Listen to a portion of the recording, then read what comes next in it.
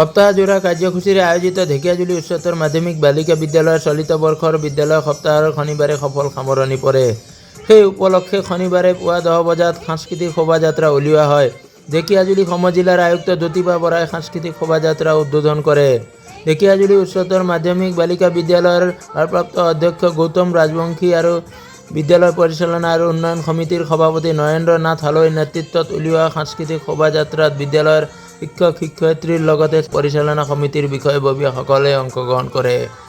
উক্ত কাৰ্যসূচীত বিদ্যালয়ৰ ছাত্ৰীসকলে ভিন্ন জনগোষ্ঠীয় কৃষ্টি প্ৰদৰ্শন কৰে।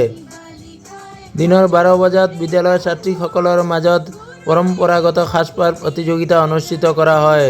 ইপিনে বিয়লি 2 বজাত বঁটা বিতৰণী সভা অনুষ্ঠিত কৰা হয়।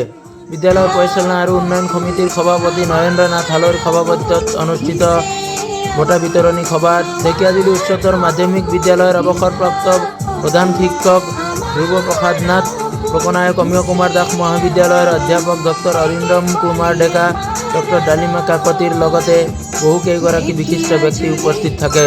উক্ত সভাত ছাত্ৰীসকলৰ মাজত পুৰস্কাৰ বিতৰণ কৰা হয়।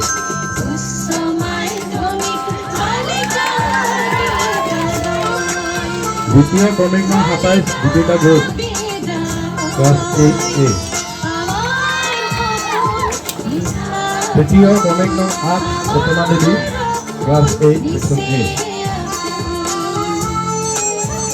এই প্ৰযুক্তিৰ সময়ত গ্ৰন্থৰ প্ৰয়োজনীয়তাটো কিমান দূৰ প্ৰাসংগিক বা মানুহে বৰ্তমান কিমানখিনি দিনলৈকে আৰু কিতাপ পঢ়িব বা আমি ছাত্ৰ ছাত্ৰীক কি বুলি কৈ কিতাপ পঢ়াৰ বাবে অনুপ্ৰেৰণা যোগাব পাৰিম।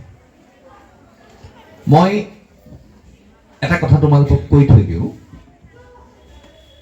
অদূৰ ভৱিষ্যতে হয়তো কৃত্ৰিম বুদ্ধিমত্তাই আমাৰ গ্ৰন্থৰ ঠাইবোৰ ল'ব পাৰে। সেইটো আজি কৈ দিব পৰা আমি কথা নহয়, কিন্তু আজিৰ তাৰিখত যিটো কথা আমি ডাঠি ক'ব পাৰোঁ, নদি ক'ব পাৰোঁ যে ফ্ৰান্সৰ গ্ৰন্থমেলাটো আজিৰ তাৰিখতো লাখ টকাৰ কিতাপ ছপা হয়, কোটি টকাৰ কিতাপ বিক্ৰী হয়, গ্ৰন্থমেলাত হাজাৰ হাজাৰ লাখৰ ওপৰত কিতাপ বিক্ৰী হয়।